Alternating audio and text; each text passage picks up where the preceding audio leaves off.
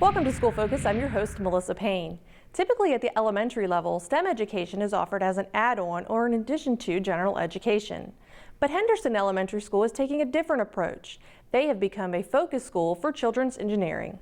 When Suzanne Bevins took over as principal of Henderson Elementary in 2011, she led the way in implementing the concept of integrating STEM education across the curriculum taught at the school. STEM is known as science, technology, engineering, and mathematics. When a teacher or grade level finishes teaching a unit, say in math or science or social studies, then they collaborate on a design challenge where they're integrating the curriculum that the children have just covered, and the children have an opportunity to apply what they've learned to this design challenge.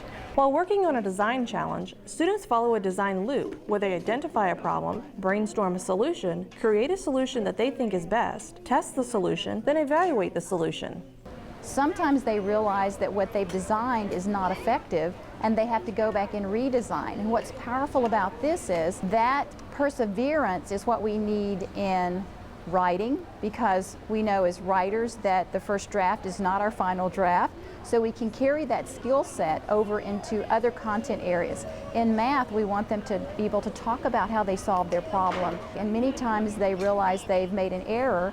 Instead of giving up, they go back and rework it and get the right answer. It's a relatively new concept, and in order to make it successful, not only have the teachers received professional development, but parents need to be on board too. Henderson Elementary hosted a parent information night where they showcased the many steps that the school has taken to incorporate STEM education. They also gave parents a chance to do some of the design challenges that their kids have done in class. At the electricity station, attendees designed a lantern. This design challenge supports the standards of learning for fourth graders who study Virginia's caves and learn about the science involved in creating electricity. The catapult station was a big hit. Number of birds.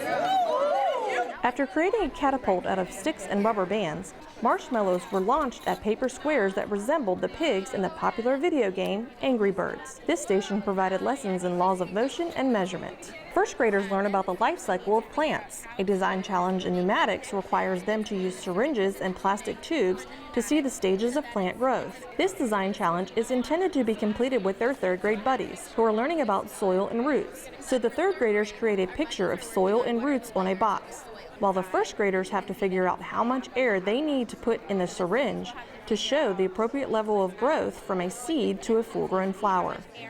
I think it gives the kids a different way of learning. It kind of takes the things they're trying to teach off of a paper, out of a book, and they can work things out with their hands and with a partner, and it just gives a different aspect to learning. They do things that are still from a book. Like they'll follow directions just like you would a test or homework or anything like that, because they're following instructions, they're building something. But then it also gives them the opportunity to use self-thought too. So we're creating problem solvers and analytical thinkers that will go on to middle school and high school, where they actually have the more advanced STEM programs, and they'll be ready to participate at a much higher level. In 2016, Henderson Elementary School will have additional rooms added to their building. They are hoping to use one of these rooms as an innovation lab dedicated to STEM education.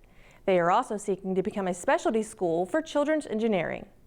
That's it for this edition of School Focus. Join us next time as we bring you more news and highlights from around the school division.